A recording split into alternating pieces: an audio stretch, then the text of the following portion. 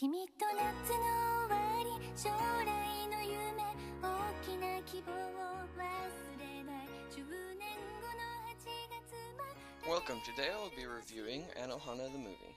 Anohana was created by A1 Pictures, the same people that were responsible for Sword Art and Free. I do recommend watching the series Anohana first. It is available for streaming over on Crunchyroll. A link will be in the description. But on to the review. Plot. The movie starts off a year after the show, where the main characters are planning a get-together to commemorate the day the ghost of Mima left them. And that's about it. The movie is more of a send-off of the original series.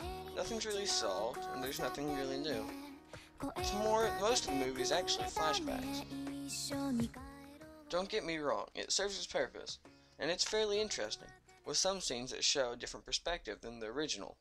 But no new storylines was added, and it seems more like a walk down memory lane than an entire movie. Now let's talk about characters. No new characters were added, so the cast stays the same. If there's one thing that the show did well, it's getting us fond of characters, which is why this movie is so satisfying as it is. I enjoy watching the characters I have grown to love.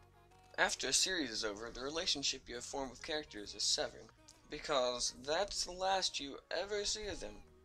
You can guess what happens, but all of it's speculation. If they live happily ever after, or get hit by a bus. The movie gives me a bit of closure on how everyone's doing. But what about the animation? Is it the same? Is it different? How much better does it look?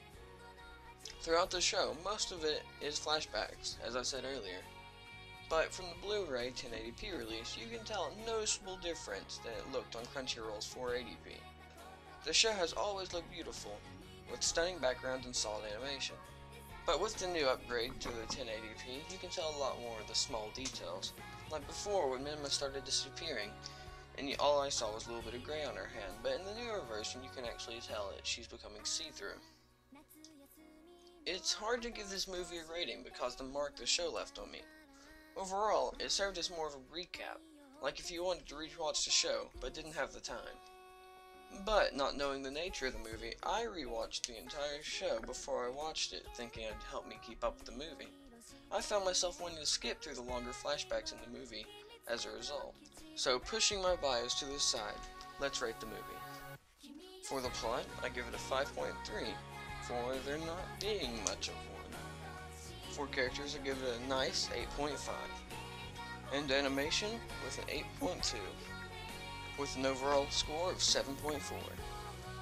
As of right now, the only way to watch the movie is to buy it. It is on rightstuff.com right now, link in the description. If you hurry, you might be able to get the limited edition bought. Anohana has been licensed by Aniplex, so the price tags are kinda high. But I do recommend getting it. It's a nice thing to remember Anohana by. And to help support the creators. Thank you all for watching. Leave your opinion if you liked my review, if I should do a suggestion for a review, or if you blatantly hated it. Leave it in the comment section below.